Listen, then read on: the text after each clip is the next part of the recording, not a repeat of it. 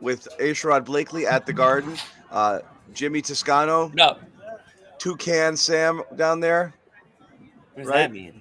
I don't know how many. Two Many cans. how many Friday night beers did we have? Just two. Just two. Just two in the car on the way home. Two tall boys. Two tall boys. Two heady toppers. They're a little bit on the stronger side. Two 8.8s. We'll acknowledge. Yeah. Two 8.8s. IV'd directly into my veins. So. Yep.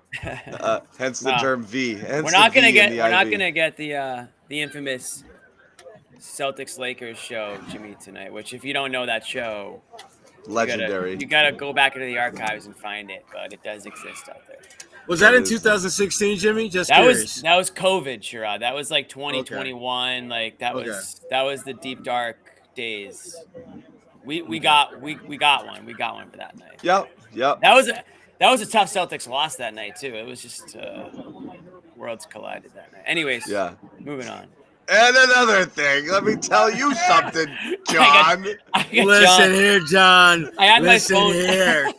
That show, I had my phone like charging to the side, and I go to look at my phone, and it's like 20 texts from John being like, "Yo, you need to like tone it down. Yeah, tone it down. People are going at you in the chat. I was like, I don't know.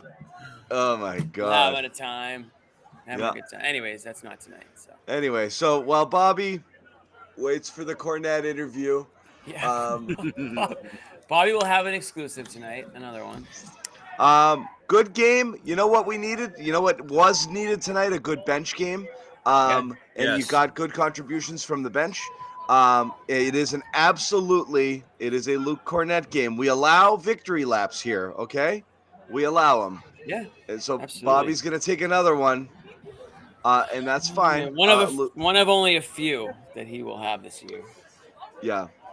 But he deserved it. Most importantly, honestly, I think it was. I think Pritchard needed a good game. I know we're starting backwards, starting with the bench here, but look, I don't want to do a make-miss show because it was a make-miss kind of night. You know, they hit more shots tonight than they did the last two nights, and obviously that makes a difference. But like, what stands out? You need, if Pritchard's gonna be that guy who's coming off the bench each time, you need better performances than he's been giving you, and he's been brutal outside of that one blowout game where he, put up YMCA numbers in a 50-point win over Washington. Other than that, brutal, huh? The Pro-Am numbers that he did a couple years ago. No, but exactly. He needed it. Sherrod, you were there. Yeah, I mean, I wrote about Pritchard already on my Full Court Press newsletter Substack, specifically about Pritchard and how the Celtics needed to get back on track. Well, Pritchard needed this game much more than the Celtics needed in terms of wins and losses because he's been brutal. I mean, his job has been to knock down open shots. And coming into this game 3 for 20, he had a pair of threes he knocked down in the first half. So he needed to have a game that I think gave him a little bit of jolt of confidence and gave his teammates a little bit of confidence in him going forward. The thing that Pritchard does so well, he might be the best guard in the NBA, 6'1" and under doing this, is offensive rebound. I mean, he had 5 rebounds and 4 of them were on offensive glass, and 1 was an offensive rebound that he put back for a layup. That's not normal. Off the free throw? Yeah, off the free throw. Yeah, what the hell was that? Where the Nets were just like I think the Nets were in complete shock that the smallest guy on the floor had the freaking ball right in the paint, and they were like, they let him have it. I don't know what they expected. I like this comment, Kyle. The bench is smelling that 500K. That's so true. That is so true. You know what? Tatum's like, do I have to play tonight? Yeah. And like the bench is like, give me the ball. They went for it.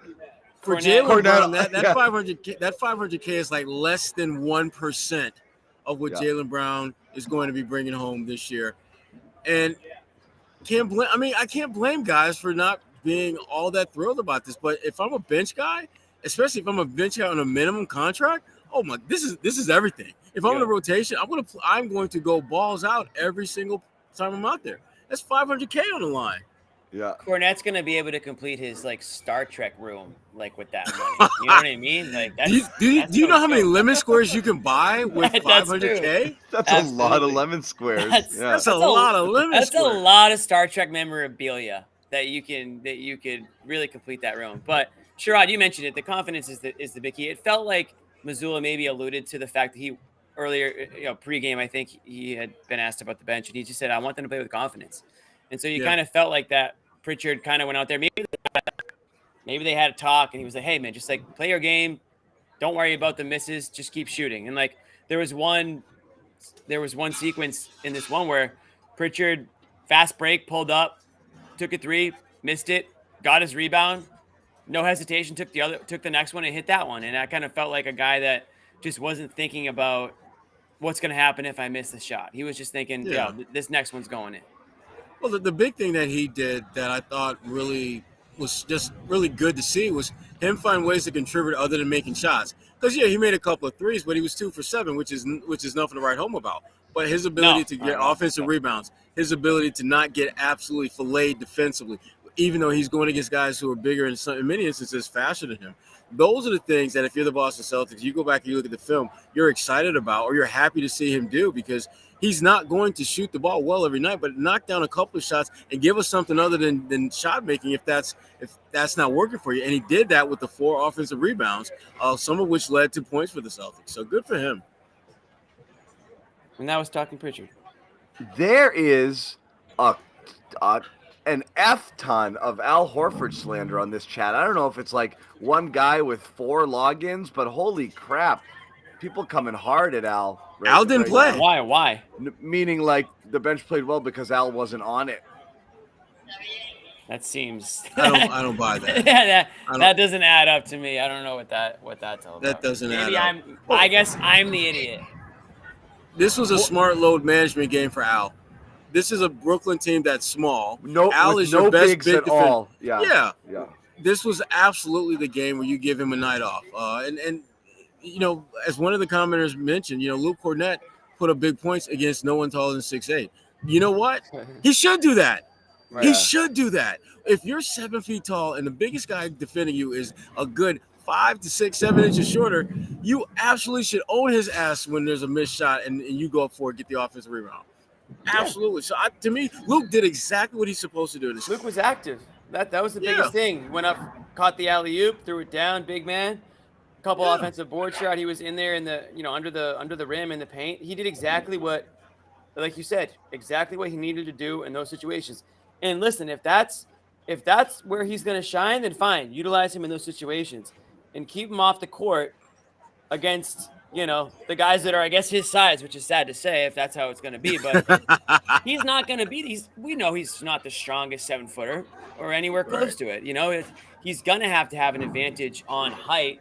He's not going to have an advantage on like weight or strength against guys that are his height. So it worked out. I mean, listen, that was a good play, a good decision by Joe to know when to sit Al. He could have sat him tomorrow night, and he could have said, "Oh, well, this game means a little bit more because it's an in-season tournament. Let's play Horford." But he didn't. He made the right move, and the Celtics cruised tonight. What is it, 20 points or something like that? Right. And for the most part, the Celtics were able to keep the minutes, relatively low for most of the players. I think only 3 guys played 30 or more. Right. Yeah. Brown didn't need to sub back because he was his rotational turn to come out there in that fourth quarter, at the 3-minute mark or so where Joe's been doing it, and he didn't need to come back because they stretched the lead. So his minutes are down. I'm curious, Porzingis as well. I'm curious if Porzingis plays tomorrow. This will be, I think, a weird game, no? It was, I thought he'd be a little bit more impactful. That was one of the things I was going to bring it up, Sherrod. So I'm glad that you said that. I mean, to me, it's just weird. And I mentioned this recently, like just roles. Like what's everybody's role on this team? Or is it just going to be throw the ball up in the air and figure it out? Because Porzingis goes from taking like 19 shots or whatever it was last game to taking 4 tonight. And like, I can't imagine the Nets were doing anything to prevent him from getting more shots up. But do these guys just figure at some point, like, well, it's just not going to be, it's not my night where I'm going to be shooting the ball. Like, I'm going to let Tatum and Brown do their thing, or I'm going to let, Holiday take more. Like, how do you go from these extreme swings? I mean, Jimmy, to be honest with you, just being here watching this game, it felt as though the Celtics figured out real early that, you know what, let's let our B team, our second unit, our non-superstars carry us tonight because we don't really need to do it. Tatum was like 6 for 17. Jalen had it going early, and then they just basically went away from Jalen, and Jalen seemed perfectly fine with that. And then everyone else was just kind of chipping. You got Sam Hauser knocking down shots. Peyton's doing his thing. Luke's getting putbacks. All the guys that I think, are going to need at some point to have a big night when the stars aren't having it. They had that opportunity. They were able to get some reps and having a more prominent role, and that's a good thing for these guys. Yeah. I thought this was Jalen. I know Jalen had that one super hot game, but that was like layup drills, against a team that didn't have any idea. And also a bunch of heat check threes. I mean, he was unconscious that night. I thought this was his best overall game of the season. Just in terms of approach, I thought he was patient. Yeah. I thought, aggressive, he but took not reckless. He took what was there. He was aggressive. He had a couple of just boom, catch, shoot, or, boom off the dribble or take it in. I thought he picked his spots really well, and he had 5 assists, which is while he got it going, very un-Jalen-like. Yeah, I don't think he was kind of just driving into no man's land, like he'll do sometimes. So he felt more in control a little bit too. Yeah, I like the overall approach. I mean, there's one time late, and again, you can see it every time. As soon as he gets past 6, 7, 8, 9 dribbles, it's up. Other than that, you didn't see it, all game long. So it was good, and you're right. They kind of went away from him. Then he didn't really need him late, but he'd already kind of done his damage. Another weirdly passive game from Tatum. I don't want to go negative early on a ho-hum loss, but again, I think he had his first post up late in the fourth there. And that was it. And he drew a foul. I don't understand that. I don't understand 11 threes against a team like this. You should be feasting here. This is 3 games now where he's not looking to attack. And I understand it against Gobert and Embiid, where I don't even think he looked at the rim. But in these games, I thought it was strange as well. He got to the free throw line some, but a couple were on jumpers that he got fallaways that he got fouled on. Settled for 11 threes out of his 17 shots. Just again, as you said, they let the bench take it, but I thought a pretty passive game overall from Tatum. And then at least 3 instances where he didn't get back on defense in transition and allowed leak outs or, just numbers the other way. Each one resulted in a basket. Kind of a weird, again, as we talked about in the first 5 games, the evolution of Tatum taking steps forward. Anytime you see the reminders of the stuff you don't love, I don't love seeing it. So I didn't love his game tonight. I'm hoping that he'll be a little bit more engaged tomorrow, because I didn't. You're right, John. I just didn't think that he was really as locked in as we've seen him for most of this season. And I think part of that has to do with the fact of who they were playing. With all due respect to Brooklyn, I just don't think the Celtics see them as a team that they really have to, frankly, bring their A game to beat. Brooklyn plays hard for a few minutes, but basically the Celtics know they are the superior team. And if it gets a little dicey, they know that they've got the 2 best players on the floor who can pull them through, because Brooklyn they cannot match up with the Celtics at all. And I know that there's no Ben Simmons, but even if Ben were out there, I mean, I'm not sure he would have made a significant difference. Coward, Ben Simmons. Coward. I'm not going to go there with Ben. Coward. I'm not. How? I'm not, Jimmy. I'm going to tell you, I'm not going to go there with Ben, because Ben has been dealing with some stuff that I don't fully understand. And Ben, I would say this: I don't think he's done as good. He's scared of the Celtics. He's got PTSD or something. Well, Marcus Morris isn't on the team anymore, so I don't know why. Because that was a guy that had him absolutely scared shitless. I mean, I will never forget in a playoff game to see Marcus 2-hand push him, look at him, look at the ref, and no one says anything. It was just like that happened. Let's keep going. Let's keep going. No, but listen, bottom line, the Celtics, they treated Brooklyn with the kind of respect that you treat your little cousin who is kind of scrappy and is energetic and everything. But if you're playing a game to 7, you're going to beat the snot out of them without breaking a sweat. Jimmy has an admirer.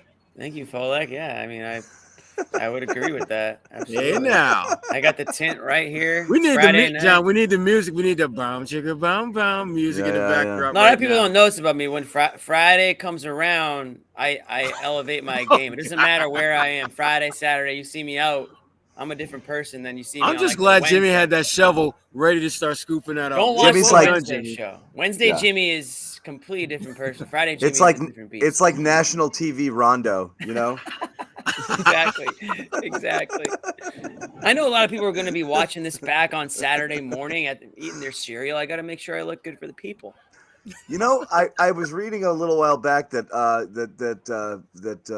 you know, I wanted to say something. Millennials and younger don't really eat cereal anymore. The 20-somethings, they don't eat it. You know what? You know why the article was saying they don't eat it? Because their parents are smarter than boomers. One, because nobody eats that processed shit anymore like they used to. As Tom Brady once called Fruit Loops in a very angry interview on the radio, it's poison. He referred to it as poison. But the main reason was it's too complicated. It involves two things. You have the cereal and the milk. I'm like, you can't take it on the go. That's the problem. That is the problem. Do I want to be late? It's like I gotta get the cereal and the milk. Oh God, breakfast. Yeah. I used to do cereal in a cup back in the day, but it like what happens is you can't finish the cereal. You end up drinking the milk before the cereal is done because it's coming out of a cup. It's a big ordeal. You can't take cereal on the go. They need to figure out a way to make that easier. But cereal is very easy. To make cereal bars. Turns out milk is whack. No, I love milk. It's got to be grass-fed, though. It's got to be grass-fed, pasture-raised milk. In 20 years, I don't think people are going to drink cow's milk. I will tell you that I will. I'm a big milk guy. Dairy is important, so don't get me started. The algorithms got me. The algorithms have got me all over the map right now. But milk is in. Cereal's out. That being said, I don't eat cereal. I will have Captain Crunch once in a blue moon because I don't eat cereal either. I'm just saying it's just interesting. But anyway, Jimmy said with the morning cereal, and I thought that was fine. Because everyone's like, finally, we got the cereal talk we've been waiting for. We have to do a cereal show. I can go 2 hours on cereal. My family, growing up anyways, massive cereal. Probably had 15 What was the go-to cereal? For me, it was Captain Crunch, but I would mix it, Sherrod, because I would mix it with like Cheerios, and if you combine those two, it's like cereal crack. Captain Cheerios. I'll be honest. Yeah, like you got to mix a sugar with a non-sugar, otherwise it's just mayhem. Captain Crunch just shreds the roof of your mouth, but it is delicious. So weak people say that, John, and I'm not surprised. Cereal does need to hire. Thank you for keeping up on our food talk. It does need to hire a big kale PR firm. Well, here's the thing. I will say this, and this is one of the reasons why I'm out on big cereal right now. It's because like General Mills, Post, all those companies are completely taking advantage of like the COVID and all that stuff that everyone's jacking the prices up. These companies have completely gone off the Richter scale with their pricing. So I'm kind of taking I'm out on big food right now. Okay, we're Hugely out on big food. All right. Big food. Don't get me started on big food in the FDA. Here's the good thing. Let's get back to FDA. Oh my God, Jimmy! Jimmy, get off the road. Jimmy, I'm gonna start texting you. Food and drugs shouldn't be. I'm gonna start texting you now. Okay. Jimmy, just pull to the side of the road, all right, and just let us get through it. Okay, really quick. Let's go. I'm gonna tell you why Bobby's victory lap over Kornet is going to be short-lived in just a minute. Okay, I was gonna hit him with it, but I'll tell you guys why he can't take a full victory lap. First off, I do want to tell you about our sponsor, FanDuel, the exclusive wagering partner of the CLNS Media Network. Check out FanDuel. Head over, sign up now, FanDuel.com/Boston.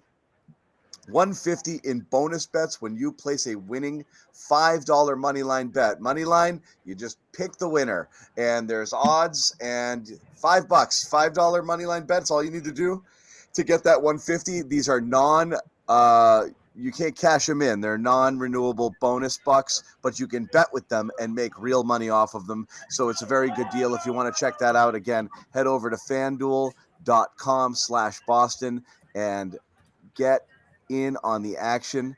150 with any $5 money line bet. Another thing we want to tell you is if you don't know what you're doing with the betting, check out OddsR, oddsr.com/Celtics. Download that app, get a 30-day free trial.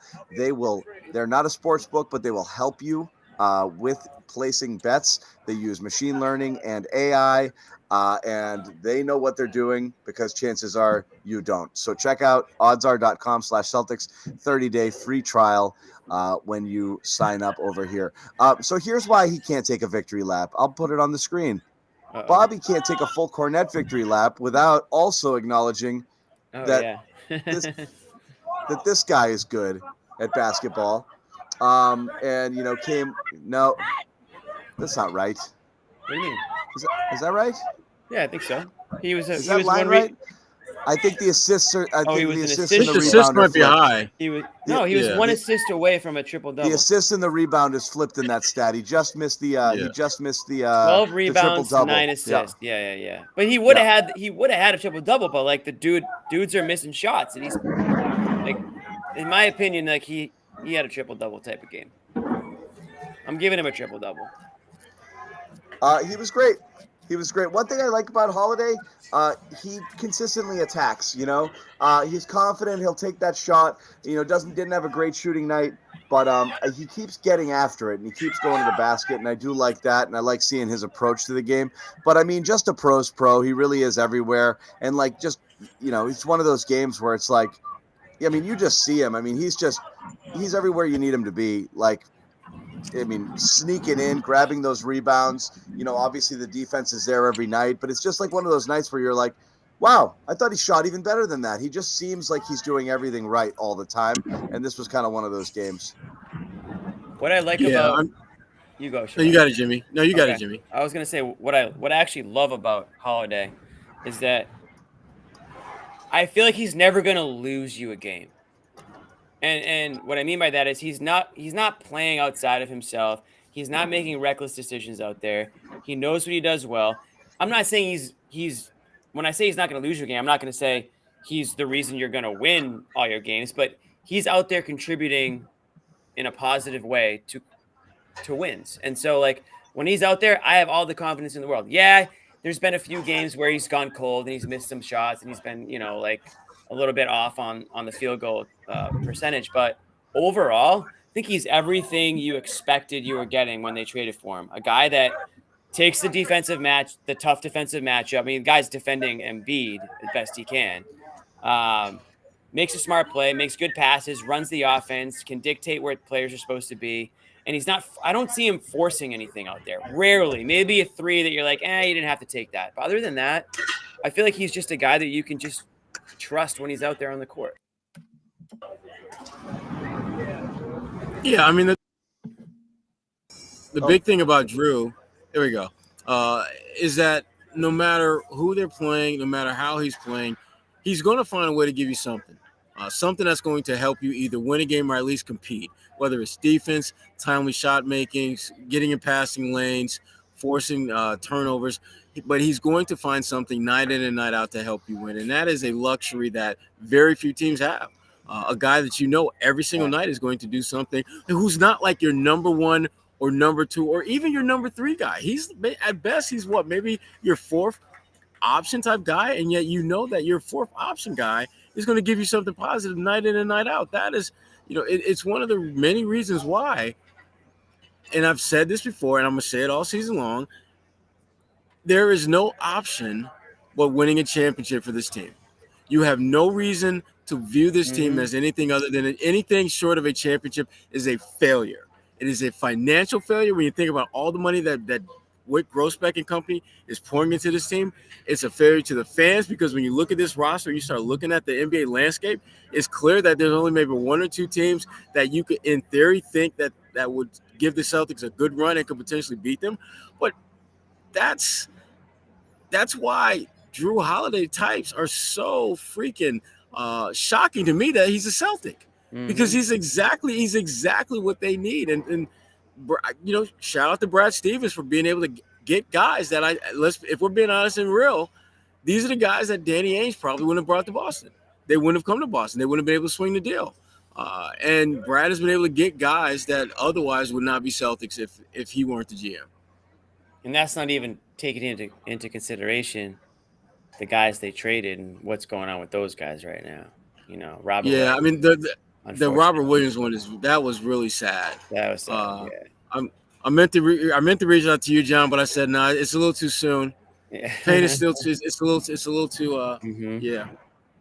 But yeah, it's tough news for Rob Williams, and I saw that Brogdon left the game with a hamstring injury recently. He's getting Brogdon. That's baked in. Every year he's going to have a hammy. Yeah, I know, but didn't happen to the Celtics as early as it did to the Blazers last year. And then you got Marcus, my guy, playing for arguably record-wise one of the worst teams in the NBA. Yeah, he got hosed.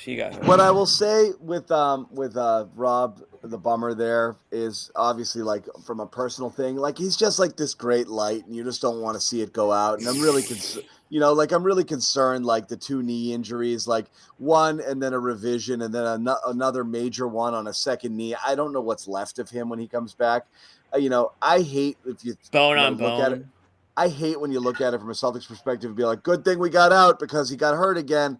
I don't know what would have happened here. It's not necessarily would have, but no, you're not saying that. That would have exactly happened. But if you're going to look at it from a Celtics perspective, he was probably going to get traded somewhere that may or may not have impacted your postseason chances. That takes that off the board. I kind of am bummed out because I would have liked to see what would have happened there. I had him. You saw my preseason prediction.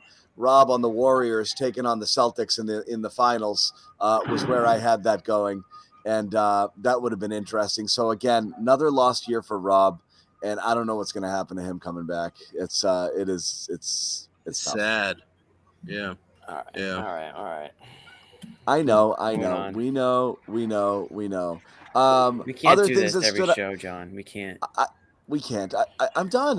What I will say, Sam Hauser had the Sam Hauseriest game in all Sam Hauserness that you could have, which is 5 out of 10 field goal attempts, 5 out of 10 3-pointers in 25 minutes, and that's what he does. And you'll take that. You would take that every damn night. This is what allows big Sam ass Hauser smile to play. Yeah. Yes, this is what allows Sam Hauser to play in games, not to get just played off the floor by getting eaten alive. On the defensive end. John, he's actually their best defender. I don't know if people have told you that. That's why Jimmy. Yeah. I don't know if people who know ball have told you that he's their best. Yeah. But yeah, the points are a Yeah. But yes, that is defensive specialist Sam Hauser chips in with 15 points on 5 of 10 3-point shooting. Thank goodness you have that. Without that, it's over. It's over for him if he's not. It's the same thing with Pritchard. The offensive rebounds are nice, and that's what makes him sparky, right, Jimmy? Absolutely. Well, look, that's not what he's out there for. He's out there to be able to, hit shots, man the offense, give you an offensive spark. Yeah. And that's what Hauser's out there to do. And when they don't do that, you really wonder what they're doing out there at all. Kind of similarly, I wonder what O'Shea Brissett is doing out there at any point in time. This was yet another game where Sherrod's going to kind of, shake his head, wondering what did Lamar Stevens do to Joe, to Joe bury that him, taking too many threes, I think. And holy wow, Brissett! He looks it's like me golfing with his shot right now. It looks like he's reinventing it on every single attempt. What's my release point? What do I want to do here? It is hideous. He's afraid to take it. He's afraid to do anything on the offensive end. The energy is great. He's flying all over the place, and he's, getting hands on loose balls and offensive rebounds when he's out there. But I just can't justify these minutes right now. I can't understand them. Be careful, John. You're talking to a card carrying orange. Listen, I love O'Shea, but I've been very consistent in my longing to see Lamar Stevens. I want to see Lamar Stevens. I want him to get an opportunity because I'm convinced that he's going to play his way onto the floor, and they're going to have a hard time getting him off. And I don't understand why he's not playing. I just don't get it. Brissett, you're right, John. I mean, he brings great energy, but you're right. I mean, it was like literally like Russian roulette with his shot taking tonight. You really had no idea what the hell you were going to land on. Yeah. And I think part of it, though, I mean, to be candid, is that I think it's been ingrained in his mind that I've got Tatum, I've got Brown, I've got all these other shooters, and I'm not really going to be shooting. And when he's in position, Yeah, I'm not supposed to shoot, right? Like, you don't expect me to shoot. Right. Yes, right. when it rotates to you and you're standing in the corner where you're supposed to be standing and you catch it, you're supposed to shoot it. You know, like that's kind of how it works. Like, otherwise, what are you standing there for? Like, that's right. It ended up there, and that's what you're supposed to do. Yeah. No, Brown cannot be traded until after next year. I would say tell your friend. I still think the likelihood. Yeah. I don't get that. I had to post it. Actually, I had to post it because there's a super chat. He did. I still think the likelihood that Brown gets traded next year is higher than 50%. But Brown had a great game. Brown did have a great game. And you know what, John, you mentioned it earlier. Tatum was kind of no-showed tonight, and if you're Tatum, I don't know how you're still going 0-for in these first quarters. And you're right. Why aren't we asking this? Somebody, I think I saw Bobby tweet before the game that Mazzulla mentioned that Stevens was going to get some playing time. Did he say that pregame? But it just didn't happen, I guess, for whatever reason. I can't figure it out. It's not like Stevens is like an undrafted rookie who has never touched the court before. This guy, he started 63 games last year. This guy had a serious role on a playoff team, and I honestly can't figure it out either. Just as clueless as everybody else. I don't know. Let's see if this guy can figure it out. We do Bobby, have a reporter on the scene. What's the rumpus? What was the buzz post? Scuttlebutt. A lot of love for Pritchard. A lot of love for Pritchard. A lot of love for the bench. We started the show with Pritchard, Bobby. I'll let you know that. Yeah, and we lost you 1 second. Yeah, no, you guys probably said all there is to say there, but they needed that. And that was probably the most important part of this game. Hauser keeps his run going. You're still searching for something else, I feel like, there, but the three guys you counted on in Kornet, Hauser, and Pritchard came through tonight. So you didn't need that extra layer of production off the bench. I mean, Brissett gave you a few things early, but this is a perfectly good night for this bench. If you get this every night, which you're probably not, you'd be perfectly suited to win pretty much every game. You're going to have to figure out how to produce some consistency between those guys. But I thought it was a great move by Mazzulla playing him 30 minutes and really just letting him run with the starters out there and get his confidence back, because you could see him start stepping in the shots and just playing aggressively again. And I just talked to him in the locker room, and he said you do start to second guess yourself when you go to slumps like this. You do start to play a little bit more hesitant, and he was kind of losing himself a little bit out there, and I think he got himself back tonight. We'll see where it goes from here, but this is a super important performance from a guy you really need. He's one of the 6, 7, 8 guys that they're going to count on here on most nights. Yep. Who else was good on the bench tonight, Bob? Luke. There it is. Hey, you're not alone. This guy's on the Kornet wagon too. Oh, I lost it. K. Tyler, he's on the. You Kornet know how many wagon. people, Bobby? You have a lot of company on Kornet Island right now. Finally, I mean, I was getting so much crap early this year, and he was just getting the most hate on the team. It felt like. I love Eddie's. I love Eddie's Luke here too. I don't know if you guys can hear it at home, but Luke. He does a great shout out every time he scores. Yeah, so it was a fun Luke night. He does a great Luke, and I even heard it was subtle, but the crowd at one point did give a little Luke. Did he give one of these on one of his plays? Maybe an assist or something. I thought I saw it as a flash going through, but maybe not. He's always got something ready, and that's. I thought I saw goggles or favorites. Something. Yeah, I'm still waiting for him to hit a 3. But this is what you can get. How tall Bobby, was the tallest net? How tall was the shoot tallest net tonight? Yeah. Oh, geez. I mean, Sharp at 6'9", 6'10", maybe. Yeah. Yeah, they had nobody, and that's a big reason you won this game. Is you went to the post early, you played inside out. Short shaming. and just dominated this team physically. Transition game great too tonight. You got out on the run. You did a bunch of good stuff to keep the lead around 8 to 10 throughout and then extend it late. The Nets never really threatened in this game, despite staying close and despite shooting. What they finished 40%, and they were much better than that for pretty much the whole game. They shot ridiculous. They had the no-look pass by Kornet was nice to Pritchard. That was some Globetrotters stuff right there. And that's what he can do. He's a good passer. It was a crazy night. Celtics had 94 field goal attempts. They had 30 after one or something like that. Crazy pace to this one, and obviously like the Nets kind of said it, but like they shot well, Nets shot well early too. And that kept them in the game. It was, interesting. These teams that are like, screw it. We're not playing D, Indiana, Brooklyn. Let's just go, And let's just whip it, I was in on Jacques Vaughn, and one of the Nets reporters asked him, "You think about playing a center?" And he was like, "I was focused on offense tonight." Yeah, that's what they've got, man. That's what they do. And Celtics have run into now. That's 3 of their 6 wins against teams that like 4 of their 6. Washington's. I don't think Washington counts as a team. Defense optional there. So pretty interesting. Why do you think, Bobby? It was such a muted game from Porzingis tonight. Probably the amount of transition they ran. He's going to be hanging back by the boards and, playing close to the rim defensively. So he's not going to be a big part of their transition game, especially if they're going to quick shots. I think that's another factor too.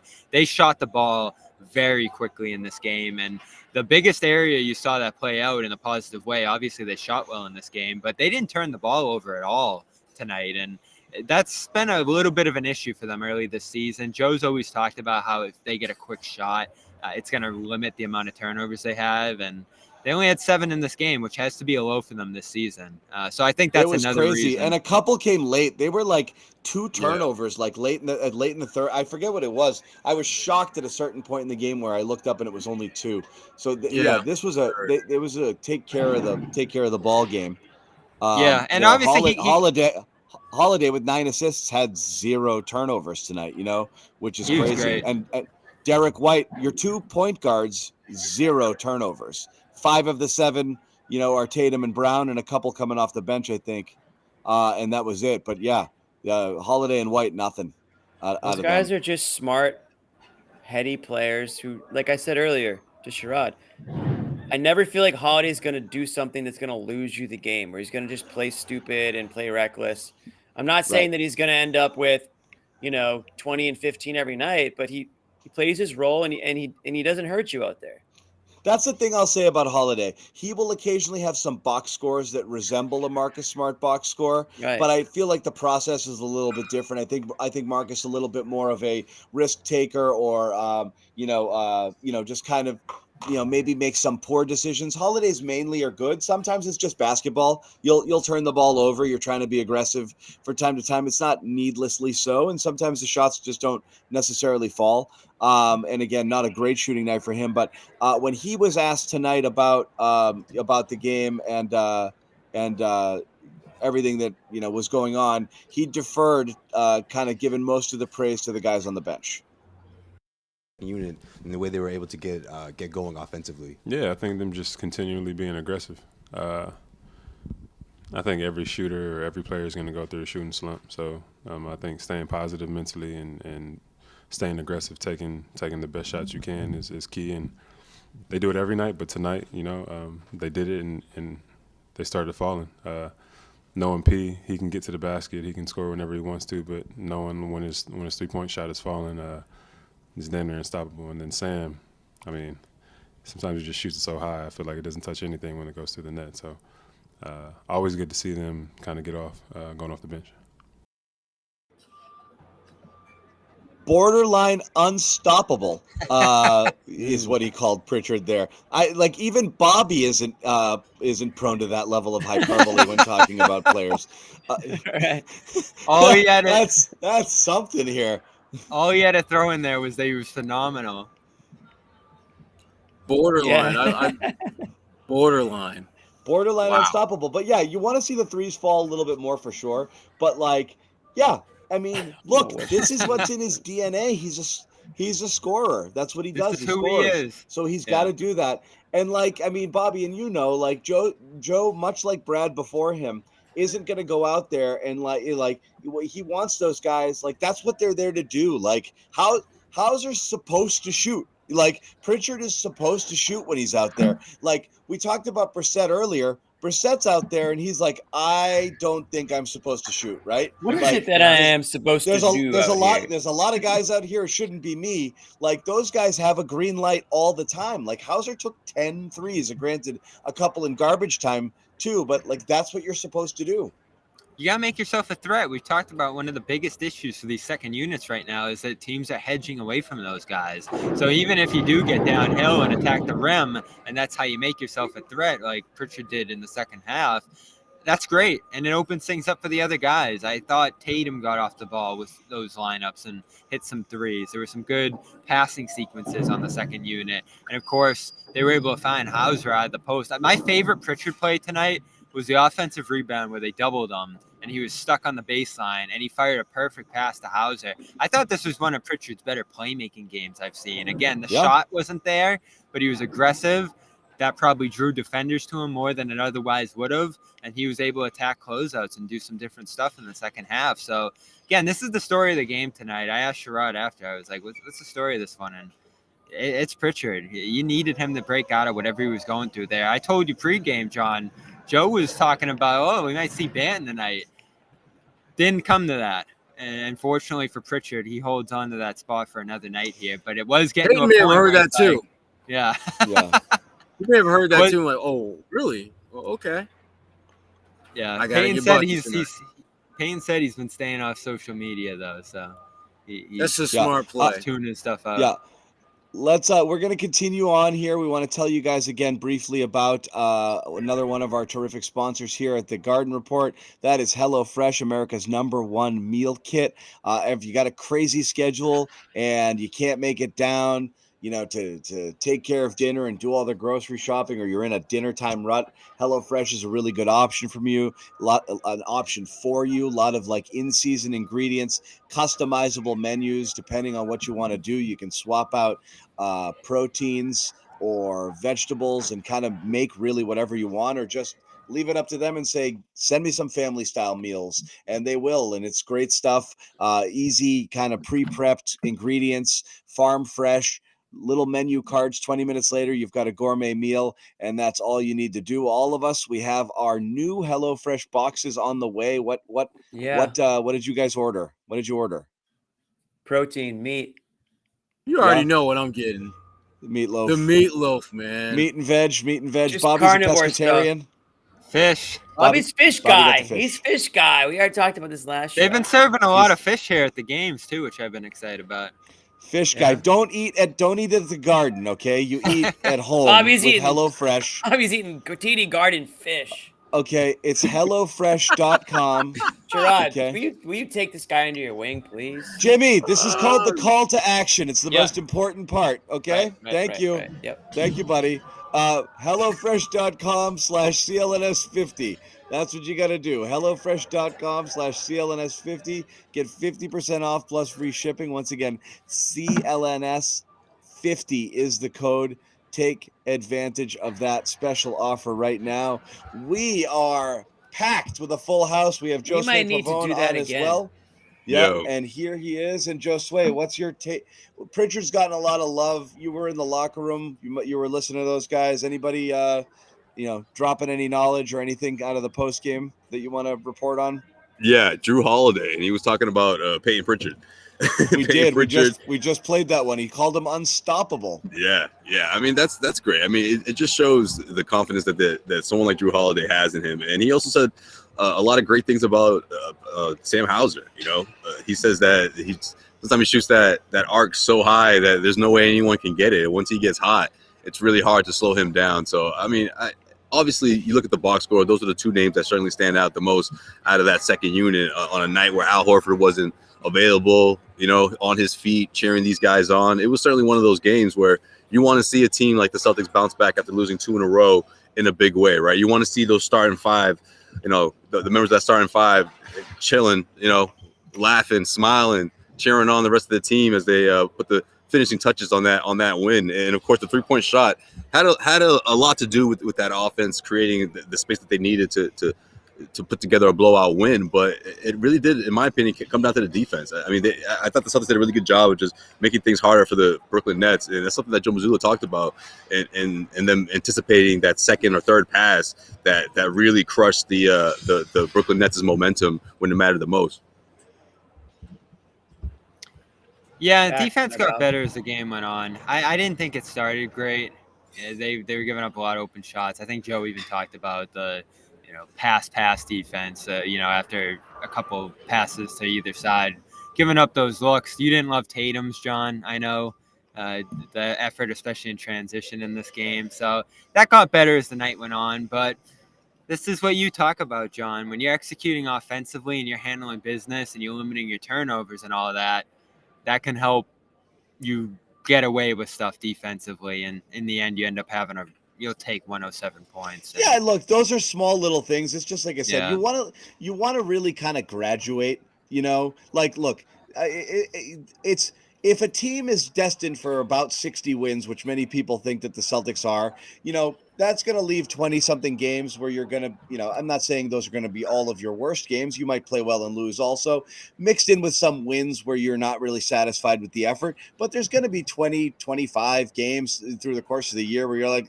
ugh, didn't love it. No one's bringing it for 82 all the time. I get it. But you really just want to see, like, to me, the running back on transition or not standing there with your arms up and looking at the ref. That's like running out a ground ball, to first. Like, that's just, you just do it all the time. Get him out of there. There's just no time for it. It's really annoying because it's like, it results in buckets, it's like, just come on. Like, don't do that. Like, everyone's going to excuse, the off nights or the weird shooting nights, or sometimes you try to force the issue or you just can't get into rhythm. The simple stuff, like just run back on defense after a missed shot. It feels weird to be talking about it. Like, that's what, I hate nitpicking it, but it just drives me nuts. Well, it's part of the consistency conversation we have with them. Yeah.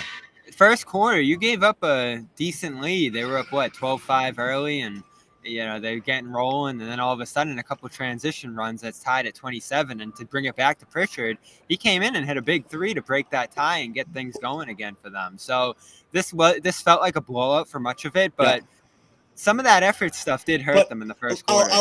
I'll ask you this. I'll ask anybody this. Can you imagine us having that conversation and about Derek White or Holiday? Derek did saying it like, no. he didn't get back on defense. He took a couple plays off there. Like, could you imagine it'd be rare. Yeah, it'd be rare.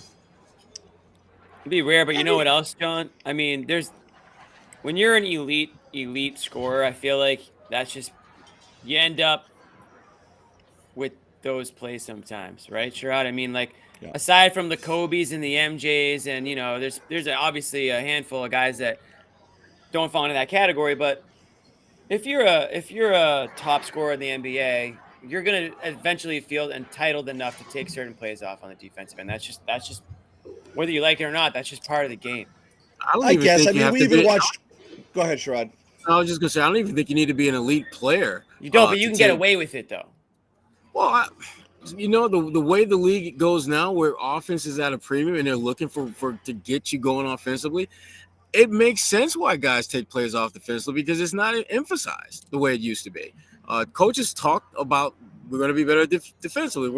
But when you listen to what they say in their post-game and pre-game pressers, and you look at the way they play, you know damn well that it's all about getting buckets.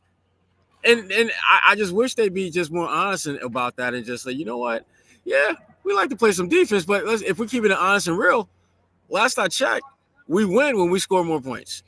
Right. Last time I checked, that's when we win. And yes, defense is a major part of what you should be thinking about. But most teams, they don't care as much about being an elite team defensively as they do about being elite. It's not the elite defensively. I just can't see many instances where you're saying something like that about Al Horford, who's 37 years old, or White, or Holiday, and Holiday's 33, about like, he just chose not to get back in transition tonight. It's just something you've just got to – I understand, like, you're not going to give balls to the wall, maximum defensive effort every single game. I mean, even Jimmy Butler's cruising to start the year, and he's Mr. Everything, you know, like, and you've seen it. I don't expect that all the time. It's just some stuff you just want to see them put behind them, and that's always one there too, because you see how that snowballs. It's just a bad habit, you know. It's like put down the donut, like put down the sweets, okay? You don't, right? Don't eat after 9 o'clock. You know, like it just you get in the habit of it. You do it, and then you do it again, and then you do it again, and just stop with it. Real quick, we'll continue the conversation, but we're talking a bit about Pritchard and like getting involved and stuff. Here's Pritchard talking about how kind of a lot of his struggles right now were in his head. You know, I think it started messing with me mentally a little bit, but then I went back to like what made me a good shooter in the first place. So I just dialed it back into that, and you know, it's kind of just a mental game. You know, it starts to kind of affect you. You start second guessing shots, but at the end of the day, you put in too much work. So I just believe in myself. So I'll ask you guys: blip on the radar this game, or I'm not saying turn the corner, but like, is this closer to the Pritchard you would expect we were going to see? Because I know, Bobby, you were bullish. Yes, I think so. You think so, Josue? Yeah. But go ahead, Bobby. Josue, you go. You're new. Oh no, I thought my fault. That's what Jimmy was saying. Like, come on, like let Bobby go.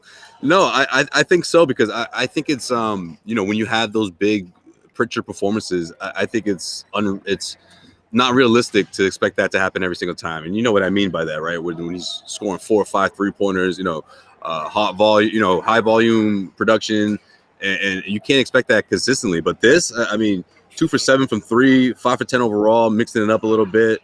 If he's able to give you anywhere, you know, just scoring in double figures on a nightly basis, I think goes a long way for this team, right? They don't need him to be the sixth man of this team, right? They sort of already had that in someone like Al, but when Al's a perfect example tonight, right, when he's not playing, you're going to turn to guys like Pritchard and Hauser, and you want to see something similar to what we saw tonight. That should be the norm when Al's out, and when he is playing, I think seeing a stat line like this from Pritchard, if this was an average, then that's him doing his job, you know.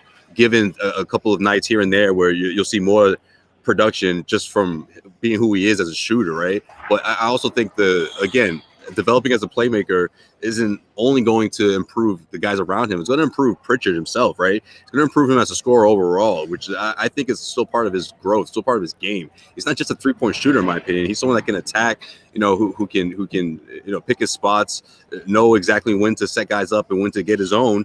I think it's part of his growth, but it doesn't boil down to him going out there and making 3-pointers. You know, I think his game goes beyond that. It's a great Borderline point. He needs to do all that other stuff, or he's just going to be standing around waiting for the ball. And honestly, he's going to be playing next to Hauser. Hauser's the guy you want to be setting up for those looks. And I've never felt like Pritchard is the best. Stand in the corner, catch, spot up, and hit a 3 off the kick. He should be on the ball as often as possible in his minutes and getting downhill and moving in, relocating and all of that. It gets him in rhythm. I think he's better shooting off the move and off the dribble. So this was more to his style, John. And it's not that I think he's going to do this every night, but this is a formula for him to perform at this level. And credit to him, I feel like he's been offensive rebounding all year through the struggles too. So that's another thing that keeps you on the floor, I think. And as I said earlier, Joe did come to him and say, I'm not pulling you. I'm not taking you out of the rotation. So don't worry about that. And do they have a choice? No, but that's really sweet of Joe, though. Really sweet. It's not like Joe's got a poo-poo platter of options that he could go with besides. That's fair, but you could try something else. You could, but you're not going to, because I don't think any of these guys can play. Like, I think we're sitting here. It's not ideal. I might say, like, the Stevens-Brissett swap may or may not happen at one point or another in terms of those, like almost an audition for those minutes. But, like, I don't think Banton's taken over for Pritchard any point in this season as kind of as a third point guard. I don't think any wing is supplanting Hauser as the first wing off the bench. Right. So those guys are there, and they've got to figure it out. or Brad's got to figure out, and Hey, trade some John. picks for another type of player. He's not doing Go get a Lonnie Walker. That would make Jimmy happy. Hold on. Who else isn't getting some planner, John? How many stud minimum guys are we going to watch on the other team? I think Kornet's only playing limited minutes and limited opportunities, especially when one of the bigs is out. But I mean, we saw it. He got 3 minutes last game, and they were, pointless. And then he plays tonight because Al's out, so you need the first big off the bench. So I don't think Kornet's a fixed member of the rotation. It's not Kornet slander. He's not. Those guys are. You absolutely have to play them. Right. So it's sink or swim at this point. Yeah. I mean, yeah, I just think that, and Bobby, we were talking about this before the game, right? I just think Mazzulla will from time to time drop Banton's name as sort of almost like a threat as to like, hey, Pritchard, this guy's waiting in the wings if you can't find some consistency. But I don't think it's a Bailey Zappi. Yeah, see, I don't think it's something that you're gonna flat out lose your spot. It's more of like if this is like the fourth game in a row, if you can't get it together, I'm calling on Banton, but that doesn't mean it's set in stone for the whole season, Yeah, so I don't know. I think that's something he'll do. He'll do that again if Pritchard finds himself in another drought that's longer than what we just saw. Those 3 games. The head games. Terrible. The head games are silly. They're just silly. These are grown ass men. They know newsflash. If you don't play well, you will be replaced. That simple. I shouldn't have to tell you that. I shouldn't. Yeah, I don't think that's what Joe's doing. You really think that's what he's doing, Josue?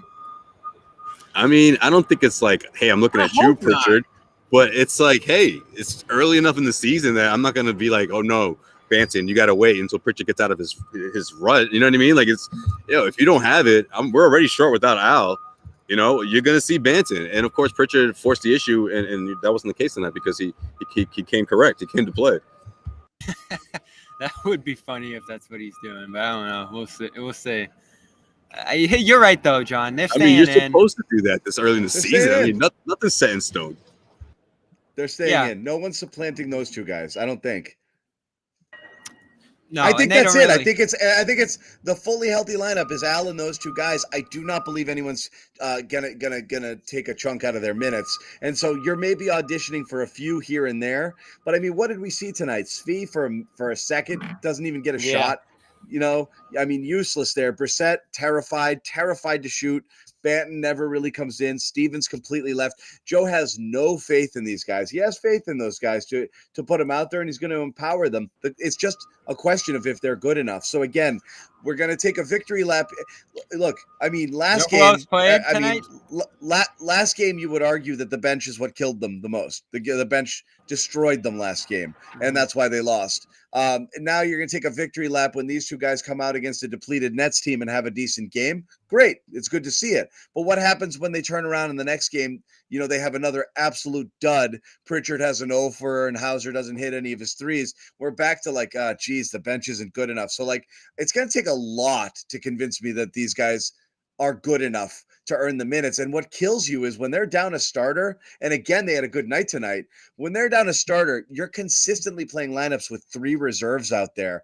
And it's just, it's really scary. You see Kornet, Pritchard, and Hauser on the court at the same time.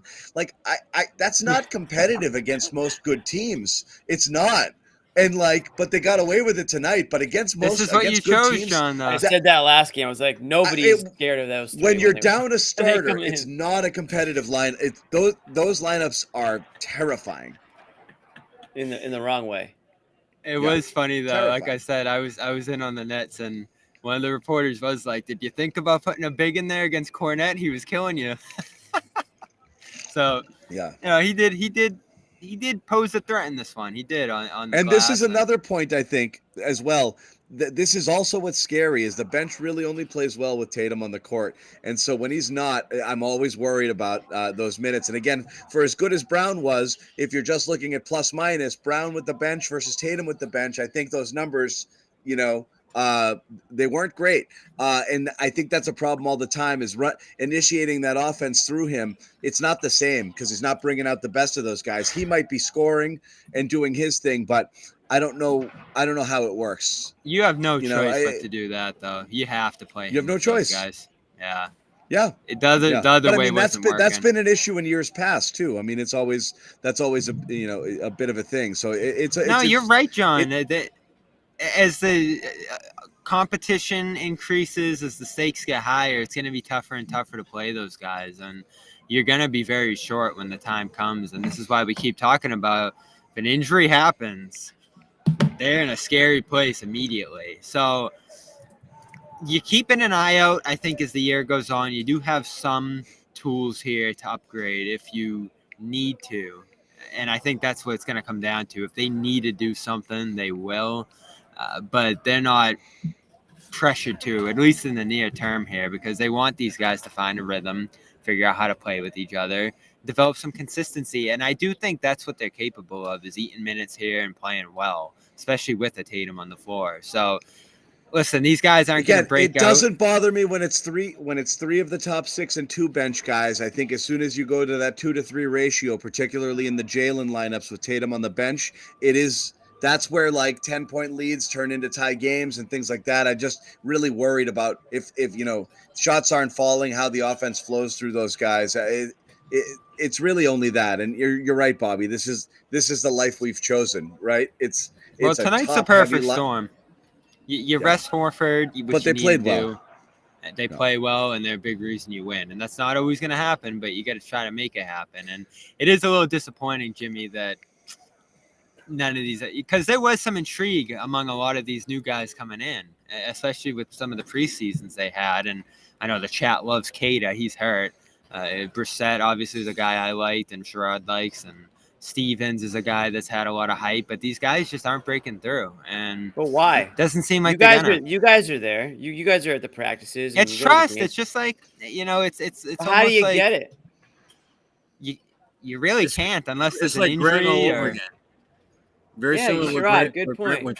Grant on the bench for a while. You know what Joe said too pregame is, he's going to give these guys a few minutes in the first half, and he did that tonight with Svi, right? He came in and played once rotation, and that was it. They did that in Minnesota. But like you said, Jimmy, that's not enough time to prove yourself or show what you're capable of. I don't even think Svi took a shot, did he? No. Did I make this up, or did I see on your Twitter, or did I see on Twitter that Missoula said he was going to get Stevens in the game? Did I make that up? Banton. Oh, it was Banton? Okay. Yeah. Nobody asked about – has anyone asked about Stevens? Has anyone straight up said, why can't Stevens get on the court? This guy played significant minutes on a playoff team last year. It's been asked. He said he likes what he's doing, and he's giving these guys some positive talk. But again, it's about, can you trust them to go out there and play a stretch and withstand, those minutes? So he obviously doesn't have that trust in those guys yet. But I also think it's a factor if he really likes Pritchard. We're talking blowout. There's been some blowout games, Bobby. These guys. You've seen those guys in blowouts. Have we seen Stevens in blowouts? I think at the end of the big ones, like for a couple minutes. Yeah, you didn't see him tonight. All right, let's wrap up the show. Let's boomer it up a little bit. Let Jimmy go here. Thoughts on the Celtics in-season tournament court? Go. Oh my God! This might surprise you. No, this might surprise you. I've ever seen. It wasn't bad. This might surprise you. I didn't hate the color scheme, and I thought it looked cool. But I am upset that I saw Steve Bulpett tweet. The Celtics requested to put a parquet design in the middle of the court, and the NBA straight up said no. So F you, Adam Silver, for not giving a shit about tradition and history. That is silly. Attaboy, Gelso. In-season tournament shit down everybody's throat when you can't even make a little bit of a, you got to incorporate the history and all that stuff involved in it. But that does actually bother me. When did they ask? That does actually bother me. When did they ask? Because it really wouldn't surprise me if the request was made like weeks before, or I don't know, like way past a particular deadline or something. But what are we doing? What is this? This is just what is this show all about here? Like, the players don't give a shit about it. We know that for sure. I felt like Jalen kept it 100 when he said, look, it's ratings are down this time of the year. It's something to spice things up, and everybody voted for it. It's a business. He pretty much left it at that. Josue? What does it take? 1 loss, 2 losses, and then the tournament. You're basically eliminated, right, from contention. Well, you got the group. You got the group stage, so you play each team. Yeah, you play your group stage, and then whatever you go on, and the teams that don't. But like, I don't know. Like, I'll be honest though, I thought it was kind of cool to see a different color scheme, and I didn't hate the court. I know that there are some courts that suck. The red courts are kind of weird, but to deny the Celtics their parquet is just a slap in the face. It's a slap, and it's almost as bad as Kyrie stomping on the lucky logo. Sherrod. There's no logo on the court. I know. Yeah. It's just they got rid of it. Kyrie got his way. Gone full, watch. Full You guys watch. Tonight. The logo won't even come back. Heads are falling off. The logo won't even come back now. Watch. They'll figure out the a way. boomer rage out of Jimmy Toscano. I never thought I'd see the boomer rage like this. I could see the smoke fuming. I'm speaking for all the fans who feel the same way tonight. But but all that being said, I thought the court looked kind of cool. So whatever. I don't mind. Here's the thing: is like I could live with ugly if you think it's ugly. I don't think it's necessarily ugly, but I don't care if they're ugly. It's like okay, whatever. Like it's just a game or 2 games or this or that. It's dark. It's hard to see. The contrast is tough. It's just dark. That's my only problem. If it was inverted and the green stripe with the light on the other sides, I would mind it less. It's there. Some of these courts are really dark, and it's just hard to like.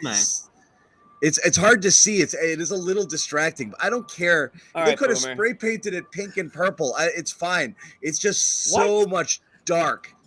Like, John, you would have lost your shit if it was green. If it was pink and purple out there, you would have been like, "What is this?" It's like the walls of my house, like just crayon, everywhere. So, can we get it reminds me of the Bucks a little bit, the color scheme, that particular green. But if you go with the Celtic green, I don't know. It probably wouldn't have had the same pop to it. But hey, it's got people talking about it. Out of all the, which is exactly what they want. Out of all the other ones, I think the Celtics were one of the better ones. But I don't know. I gotta review it. But they're not one of the bottom 5 or 10. For me.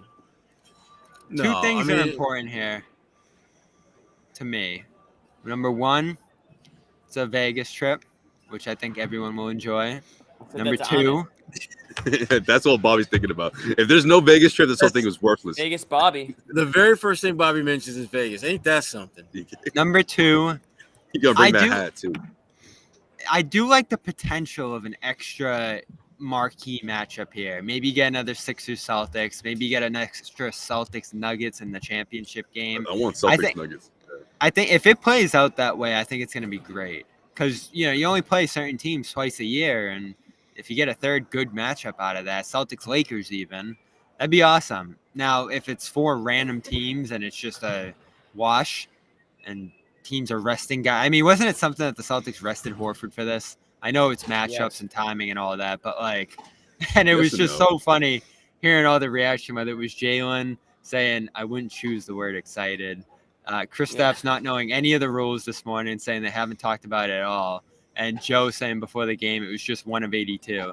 So Silver's trying to hype this up, and that's been the response from everybody, which is pretty funny. Especially from Jalen. You're supposed to be on Adam Silver's side. Like, what's going on? I was surprised. Jalen, who helped negotiate it. Are you excited? Yeah, exactly. He's like, no. No one will even pretend.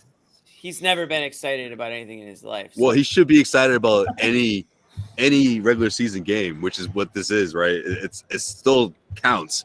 So I don't understand why there isn't excitement. So I guess he's not excited for every game. I'm in the same boat. Like I haven't bothered to learn what it's about until it matters. What do you mean? There's nothing to learn. Porzingis said the same thing. He said the same thing the other day. It's not a matter of complicated. I don't care enough to invest even the 5 seconds it takes to learn about it. And that's the point that so many fans have. They don't care about this until you give them a reason to care. And they haven't yet.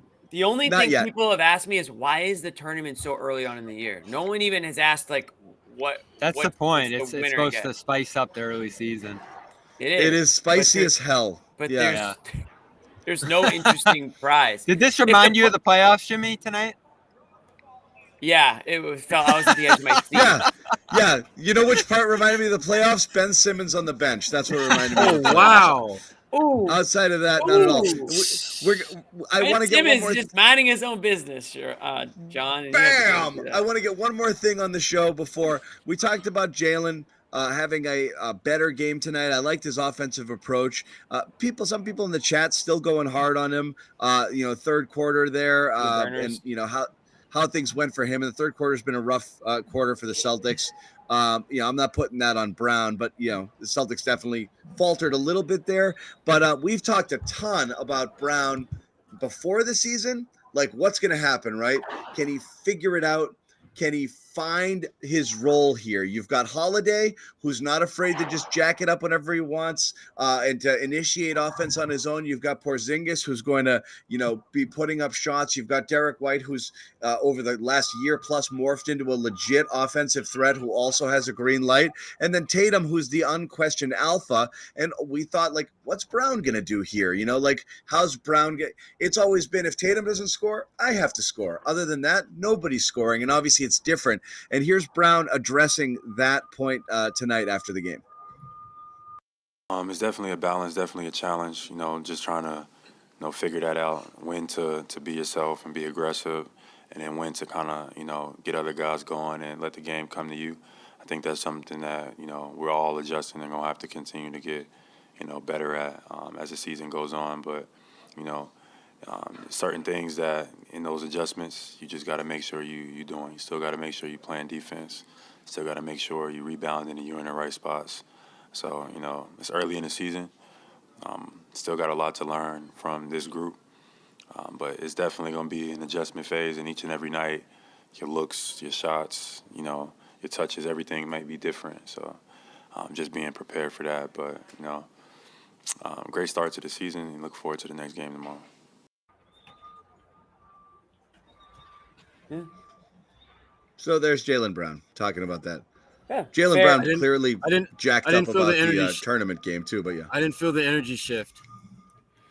You know what, No. though? He kind of said exactly what feel we've it. all been thinking and saying is Yeah. that he even said, he's like, you got to know when you want to be yourself, which is, being aggressive and taking 20 shots and whatever, and when to get other guys involved. So I kind of said it earlier. It's like, between three defenders and I mean, what is your role going to be? Who's determining on any given night if you're going to be the aggressor, play like yourself, or you're going to be the passive guy? And if they don't obviously know that going in, you might have a sloppy first quarter. You might have guys going 0 points in the first quarter, like you did tonight with Tatum, or whatever. Yeah, that was weird, wasn't it? Yeah, but that's my concern, Bobby. Is like, are the roles or is the style defined, or is it just going to be freelancing on every game? Like Porzingis tonight, 4 shots. Well, what happened from Wednesday to tonight where his shots went from 20 to 4? So is that something that he's just doing differently and just realizing, all right, well, it's not going to be my night, I guess I'm going to let Tatum and Brown shoot, or is that just letting the game come to him, or is it a mentality thing? Like, that's what I'm kind of wondering with these guys, I guess. Are the roles and the style of play defined enough? And is it ever does Joe ever kind of chime in on it, or is it each night like, I don't know, it was a weird one. Porzingis just didn't shoot tonight. Like, is it just happening? Is it? How would we policing themselves with them before? Are they policing themselves? Who is our roles determined? Does everybody feel like they're doing what they're supposed to be doing, or they're just like, hey, we're 5 good basketball players, let's just play, and whatever happens, and then you just kind of hope it works out?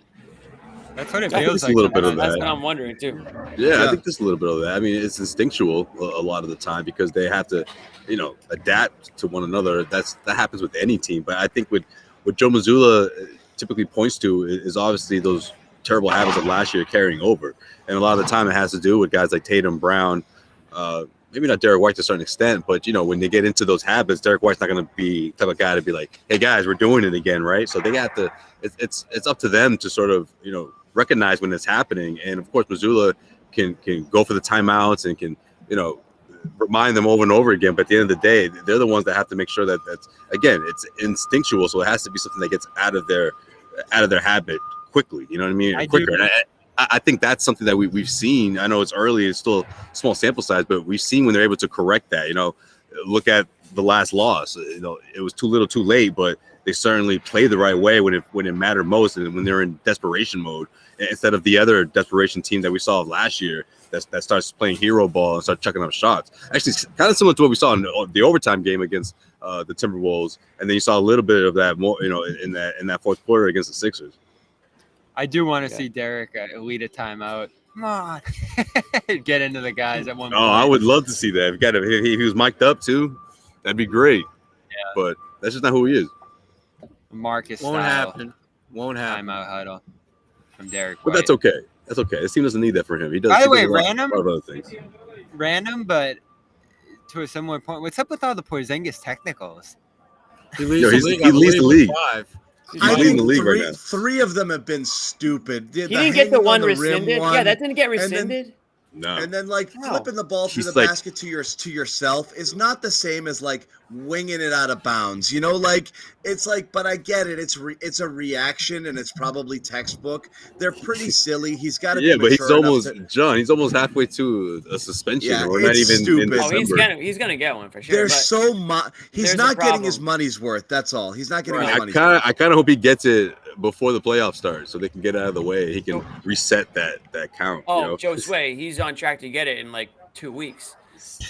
That'll be his rest night, right? Maybe not that soon, but yeah, exactly, Bobby. They'll just build it into a rest night. He just won't get paid. Right before he's on the brink, they're like, "We're gonna rest you tomorrow anyway, so just get a tech tonight." Yeah, exactly. He just chucks the ball to the seventh row. On a serious note, something needs to be done about these NBA referees who are out of control right now. The Porzingis tech. We need a boomer cam. The Porzingis tech for the on Wednesday night was atrocious, and I don't know if you guys saw. Giannis got one. Giannis got one. I think it was last night. Oh, that was funny. No, Giannis got tossed. That was 2 nights ago. He got tossed, and then he bounced back with that crazy performance. Yeah. It was his second tech of the night. He got tossed for a very small celebration. Are we allowed to have feelings anymore? Can we feel anything out there? It's an emotional game. You can't take the emotion out of the game. We're not robots yet. It's coming, but we're not robots playing.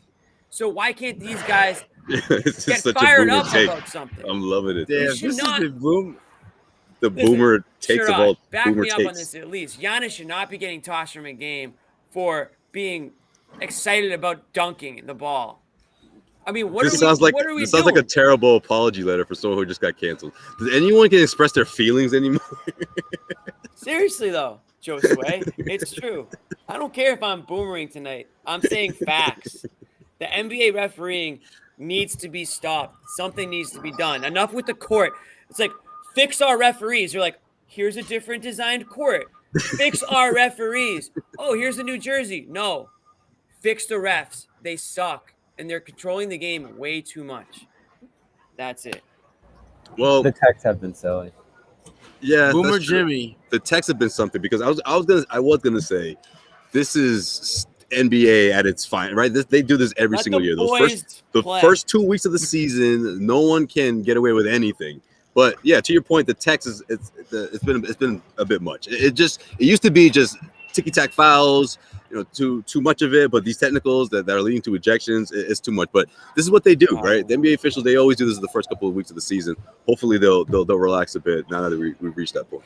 He's gonna be fine. I don't think he's gonna miss any games. They're gonna do what they always do. They're gonna recalibrate. Porzingis is gonna talk about it a little bit. Joe will probably talk about it a little bit. It'll become a story that gets out there, and in the league, all of a sudden, you'll start seeing a lot of those real cheap techs that Porzingis picks up. He may do similar things and not get any type of anything. John, you remember back watching the 40s and 50s. They didn't give you techs for that. I knew that was coming. For that. How many techs I thought you were going to say 70s at least. How many techs did Russell have?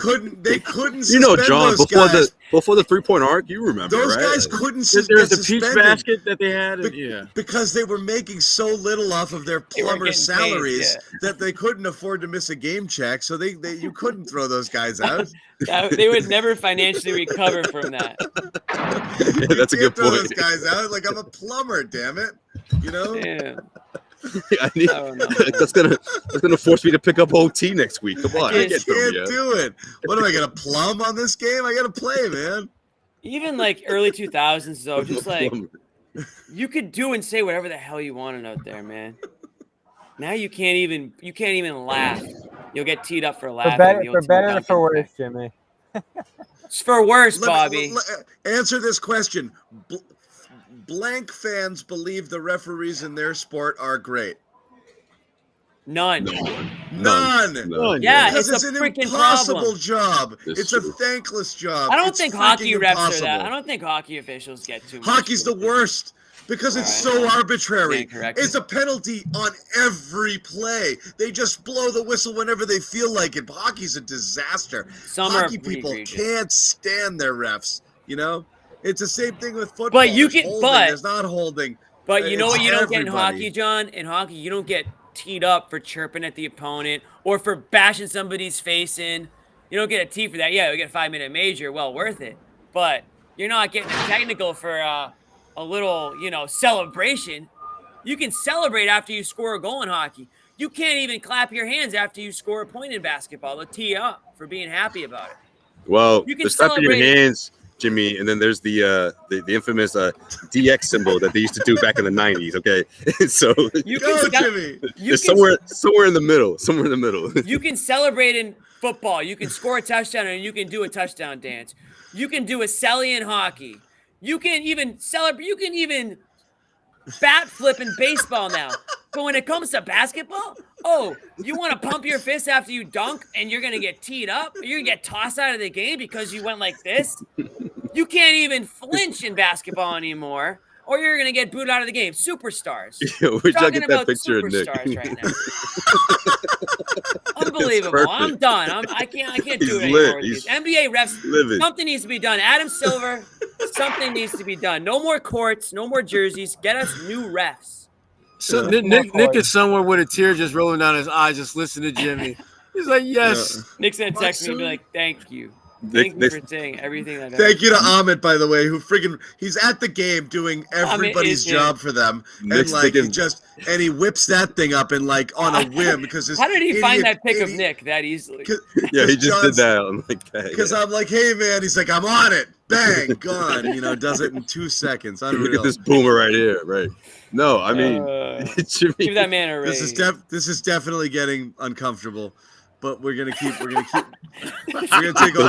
I think I made the boys $30 because of this guy. We're gonna take these eyes. I feel like are crying. These eyes have seen a lot of love.